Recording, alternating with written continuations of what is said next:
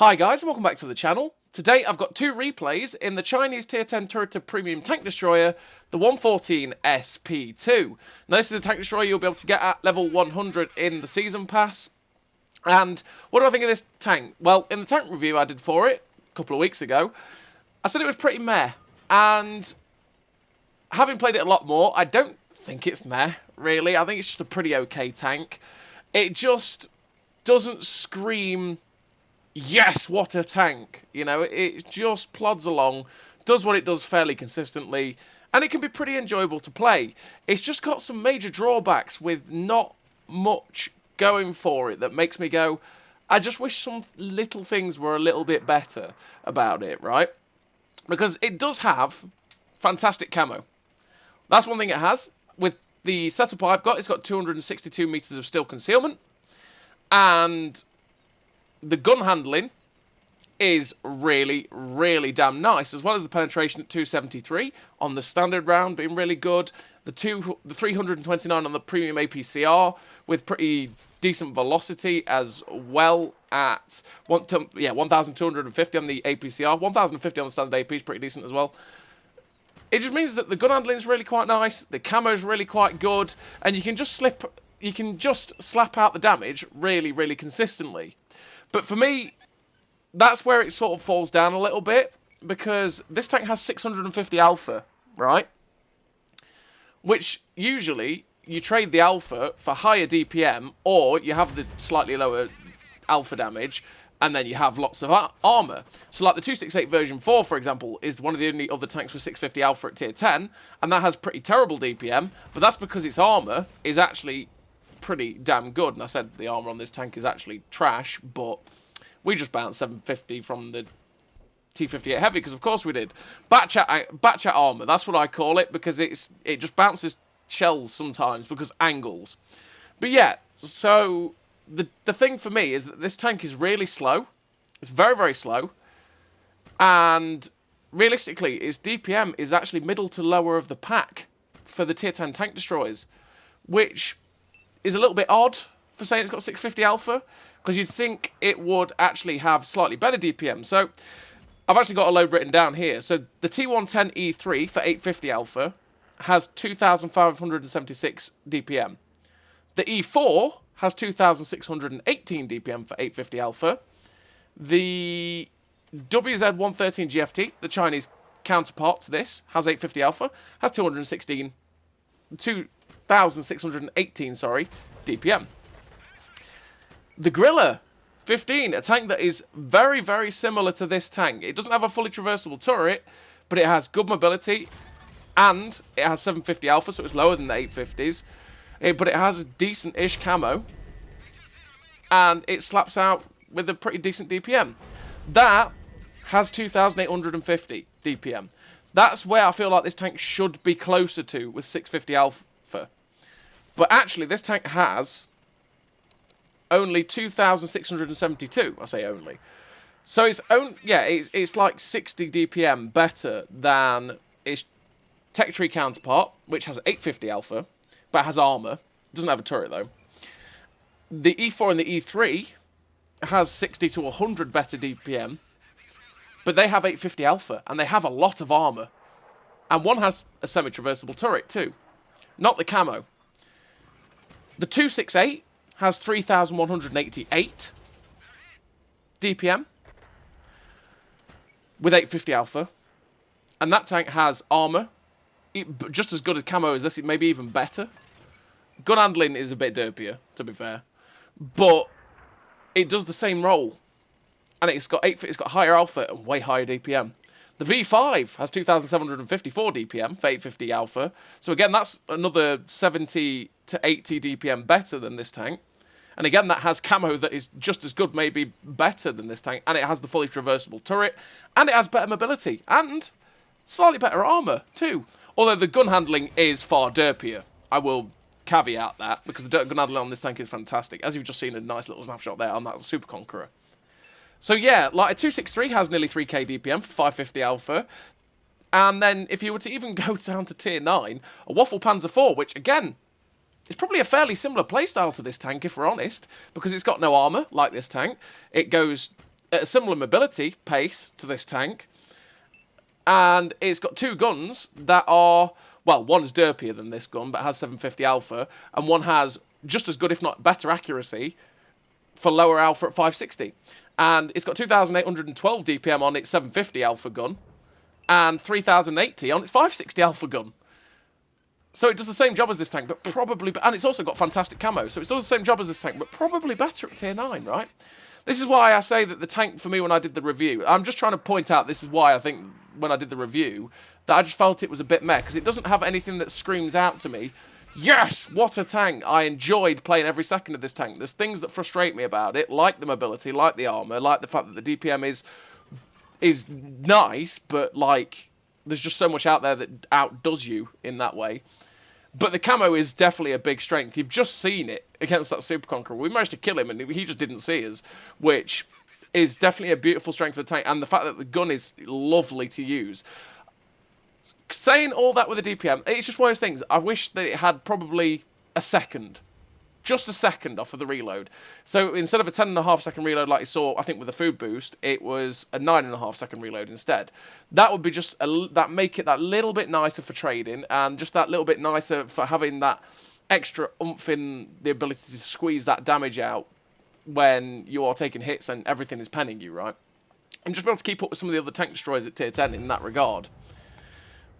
But saying that, do I enjoy playing the tank? Yeah, absolutely. It's been a thoroughly enjoyable tank to play because the gun handling is fantastic, because the fact that the 650 Alpha is a different playstyle, it's quite nice, and the camo is fantastic. It is a fairly enjoyable tank to play, and everything mixed with the good penetration and all that sort of stuff. I have thoroughly enjoyed the tank, and you can have some good games with it. But yeah, that's my only thing, is that I wish it had that extra second off the reload. But I say, does that make it a bad tank? No, it's just pretty okay. And to be honest, for 2,000 gold in the season pass, absolutely solid.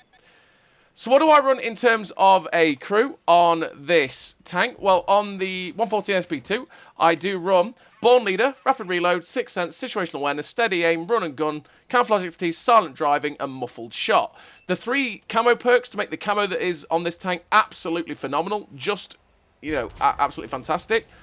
Steady Aim and Run and Gun to make the gun 10% more accurate while on the move, and 10% more accurate in general, because you want to make the gun even better if you can. I run and Gun because I like to take a lot of shots on the move and stuff like that, and it makes it so that the bloom isn't quite as big while you're on the move, because it reduces the effect of moving on your dispersion, right? And that's why I run it. So yeah, we have 2 replays for you. This, I should have mentioned it really a bit earlier, but this first replay is me, and you're seeing the strengths of the tank quite well in a pretty nice game that I had. And then the second replay is from Vishaw, and you are going to see, again, probably two fairly different ways of playing the tank, which is always great. You get 2 different experiences. And yeah, Vishaw does set it up a little bit differently, but we'll get there when we get there. In terms of equipment, I run the advanced loader, the optics, and the camo net. Camo net, again, to make the camo absolutely fantastic on this tank. The optics to be able to spot for myself with it, because I can get it up to 499 meters view range with this setup, which is fantastic. And again, you've seen me use that to very good effect in this game by using my camo to stay concealed so that I'm not taking as many hits, and then just keep slapping out the damage with this gun as consistently as I can, because that is the one thing that is definitely very nice about the 114 SP2, is that it is very, very consistent. But that's one of the, I think that's probably one of the drawbacks, and that's the 6.0 thing, going back to that, really, is that the fact that this gun is phenomenal. But realistically, at tier 10, most guns are phenomenal, just because of the way that the crew system makes the gun handling way better and stuff like that. So that's not the most special thing in the universe for a strength for a tank. But yeah, I've thoroughly enjoyed it. And so far in this game, you've seen me do 6.7k damage with 3,331 assistance, and we're up to 5 kills. We know where the last tank is. It's the T58 Heavy from earlier, and we're just going on the hunt. There we go. He gets spotted, but he doesn't spot me. So we're going to pull back as far as we can behind the bush so that we've got as good a camo as possible, and we fire through, don't get spotted. And this is what you have to do with the tank. You have to put yourself in a position where you can use your camo really well, make it so that they can't see you, and then just keep slapping out the damage. And we managed to shut down that T58 Heavy with 2 shots of damage there for 7.9k damage. We'll finish with the victory. 6 kills, 7.9k damage, 3.1 4.4k assist, so what, nearly 11k combined. The ace tanker, the patrol duty, the high caliber, the top gun, 1798 base XP. Really great game there for the 114 SP2. And we're on to the second replay, and the second replay is from the main man Vishaw, the man that just wrecks everything every time because he's just stupidly good at this game and just produces these games so stupidly consistently that it hurts, because I look at this and go, how does he do it? How? So yeah, we got Vishaw in the 114 SP2, and yep, he's going to have a very lovely game. Thank you to Vishaw for sending this in. It goes perfectly with my second video that I tend to do on some of the Season Pass tanks, the newer ones anyway. And yeah, he's in the 114 SP2. He sets it up slightly differently. So he runs the same equipment as I do, the advanced loader, the optics, and the camo net, probably for the same reason, because you want to make the camo as dirty as possible. You want to make your DPM 10% better, because you always want to do that with the advanced loader, and the optics helps to maximize the fact that you're not going to get spotted at very good, you're not going to get spotted at any decent distance, because your camo is fantastic, and then you're going to outspot the enemy team a long way, and therefore you're going to be able to just keep firing a lot before they see you, which is great because this tank doesn't have any armor. As you can see with the way that Vishaw's doing it, because obviously you saw from the first game where I took a very, very aggressive position, Vishaw's taking the more conservative position where he can use his gun and his camo like a normal camouflage TD, and he can stay further back, stay unspotted, and just keep smashing out the damage. And that's why you're probably better to play it this way that he has, which is, find the more conservative TD spots rather than be on the front line, because it's definitely not a front line TD, but I'm an idiot and I front line things like this in the Waffle Panzer 4. And, a lot of my games don't go like you see, because naturally I play too aggressively and I blow up, but when it works beautifully. So what does Vishaw run? Well, Vishaw runs literally a fairly similar crew to me, but instead of run and gun, he runs snapshot. So naturally, like with any of these crew setups, they are templates. So the way that I say to you that you could run a tank is not a you must run it like this, because there's no right or wrong way to set up a tank generally. Generally, you set it up to try and get the most out of the tank, and then as you're playing along you think, oh, you know what, actually that annoys me a little bit more, I'm going to make that a little bit better. Or so like I run and gun because I take a lot of shots on the move. I like to have it so that the bloom isn't quite as much after I've moved, whereas Vishaw, because as you can see he plays it more like the true TD where he's not going to be moving around quite as much. He's made it so that when he turns his turret, naturally the gun is going to be more accurate after turning the turret through snapshot. And you might feel that, you might decide, I don't take shots on the move in a tank like this. I tend to fire from stationary positions a lot of the time, so I want to make my gun a little bit more accurate when I'm turning the turret, so I'm going to run snapshot instead of run and gun. There's multiple different ways you can set up a tank, and it's always about how you feel comfortable with it, pretty much. There's never a right or a wrong way in that regard. And yeah, you can see Vishaw so far is having a pretty smashing game. He's up to 4.4k damage with 1,265 assistance, and he's had such a farm down this little lane here. This position is great for TDs like this, because you can, as you've seen, get great shots down the J line. And if the enemy team, especially with the spawns that we've got from encounter, if the enemy team pushes that way, you will have fantastic shots. And a lot of the team tends to push down that J line, and you will be able to farm.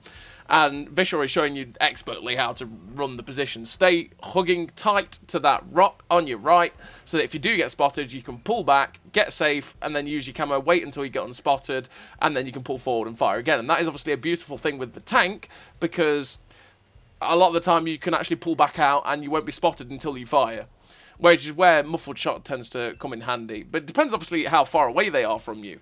But you're always going to probably spot them way ahead of them spotting you, because you have fantastic view range at 499 metres of view range, and you also have fantastic camo at 262 metres of steel concealment.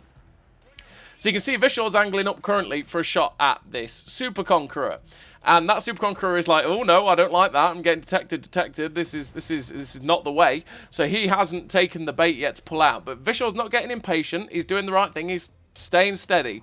He's like, right, okay, I'm going to stay here, I'm going to wait. And maybe he will get spotted if he pokes again. Because if he decides to poke that position at F6, there is the heavy tanks and the TDs that Vishaw can see currently on the map at G that number, G8. There we go. We got there in the end. If he pokes, they're going to spot him. And there you go. Sturm Tiger P that's in the middle gets spotted by his team. He can't quite find the shot there, though, at the Sturm Tiger P. He is firing full gold. So, naturally, with his 329 premium shells, he is basically going to shred that Sturm Tiger P. It doesn't matter if it hits him in the superstructure, if it hits him in the side, he will go through it. Same as the Sturm Tiger, whereas obviously I fired full stand in that first game. If I was to shoot at the superstructure of Sturm Tiger, half the time I'm probably going to bounce, whereas Vishaw with the premium rounds is not, which is why people fire full gold, because generally there's a lot of shots you can pen that the standard rounds will frustratingly bounce. RNG, right? RNG is frustrating, and sometimes it's best just to get rid of it. So the Sturm Tiger P is making a mistake. He's coming up. As you can see, he's aiming at the superstructure. 329 pen is not going to struggle with that superstructure. Goes straight through for 5,500 damage now. And again, this is the thing. This is the type of way you're going to have to play a tank like this, is be patient, not be too aggressive. Keep the shots flying in where you can. You get this. He gets a nice shot there through that IS-7. That was, again, I'm not sure standard rounds might have penned that angle on that IS-7. That's again where the premium rounds come in very, very handy. And the fact that it's APCR as well is a beautiful thing, because APCR is always a beautiful premium round. And there's the Sturm Tiger. It's like, hello, Mr. Sturm Tiger, please don't spot me. There we go. Vishaw slaps the shot straight through his side, and that is again where the camo is beautiful. He got a nice big shot through the Sturm Tiger. He could spot the Sturm Tiger way before Sturm Tiger would spot him. He pulled back, and before he basically pulled back to a position where he could get safe if he did get spotted, but he didn't, so it's all okay. He's keeping his eye on this bat chat, because it'd be nice to get rid of the bat chat. You don't really want that autoloader in the game, because if you miss the shot on the bat chat, that bat chat's going to shred your armor and your health and everything, and it's not going to go well. So the bat chat finally pulls out, gives him a shot, and oh, RNG, no! Just flies wide and misses that bat chat, which is not good. Artillery's now looking at Vishaw, which is not great. He's just moving backwards and forwards, making it as hard as possible. He's spotted the Sturm Tiger again. He goes for the shot for the lower plate, and oh, RNG, why? He ends up hitting the floor in front of the Sturm Tiger. Did I say this gun's really consistent and nice? Well, not for Vishaw right now. Good lord. Two of these, I mean, the bat chat shot, the bat chat moved just a little bit unpredictably, and thus, you know, he missed it. But that shot on that Sturm Tiger, that should have gone in. But there we go. There goes the bat chat. He shuts down the bat chat there with a nice shot straight through. And that Sturm Tiger is getting too close for comfort now, because that guy's going to probably spot him every time. Artillery is definitely looking at Vishaw, which is not great. But he's down within the range where he's a two-shot. Here's a two-shot, so he's going to try and chance the shot. Here we go. He catches the Sturm Tiger unaware, slaps the shot through. 724, that's a roll. Nearly high-rolled enough to actually kill that guy then, but he doesn't. But he's just waiting for the reload, and maybe he might actually get a chance to shut that guy down. But he's just pulling back, making sure he can get himself safe. The Sturm Tiger's made a mistake in the fact that he actually kept pushing. He shouldn't have kept pushing there. And Mr. Gambit, Mr. Vishaw, shuts him down for his third kill of this game. And he's up to 7.9k damage and 1,500 assistance. There's 2 tanks left. There is currently 2 tanks left. It is a Super Conqueror and an artillery. So he ends up spotting the Super Conqueror on the cross, and RNG says yes. Take the kill, Vishaw. That's what RNG just did for him there. He shuts down that Super Conqueror with a nice shot through his side that set him on fire. And that guy is gone. He's up to 8.6k damage, 1,500 assistance. So far, he's up to 10k combined. Beautiful scenes. There's 1 artillery left, and it's a T92. If that guy's full health and this Batchat 15558 doesn't manage to get a shot on that guy, there's a possibility here of 10,000 damage. Which is every day to Vishaw. He does it every single time, right? That's nothing special to Vishaw. This man's probably had 10k about 1,000 times. But still, 10k is a beautiful thing. And there we go. He spots the T92. He's got HE loaded. The 15558 misses the shot. Can he see him over that ridge? Just about. Slim shots. Oh, it flies straight in for 738. Bonus. The T92 one-shots the Batchat 15558. That means that the only person that can damage this guy now is Vishaw. 10k. 10k's on. He's definitely going to get there before this T92 reloads, I'd imagine. But he's still got to be careful, because you never know. You never know. And as you can see, Vishaw he's on for 10k. He's been very, very cautious, because And to be honest, I think the T92 could sneeze on him, and I still think the T92 would probably find a way of penning him. He actually finds him here with the HE, he can one-shot it. He shuts it down, slamming it for 10k damage. Vishaw, my man, well played. He finishes with the victory. 5 kills, 10,085 damage, 2003 base XP. Damn nice game, and a damn solid way to show how to work a position and use your camo and the DPM to your effect. Ace tank of the high caliber, 10,085 damage. That's, what, 11.5k combined? Damn nice game, Vishaw. Well played, sir. That's the 114 SP2. I think it's a pretty okay tank. I just wish that it had that extra second off the reload to account for the fact that it's just so slow and the armor is so bad. But apart from that, the tank is pretty okay. And for 2,000 gold in the Season Pass, yeah. And it's always good, isn't it, that a Season Pass tank isn't just broken. So as always, everybody, thank you very much for watching. I'll see you next time.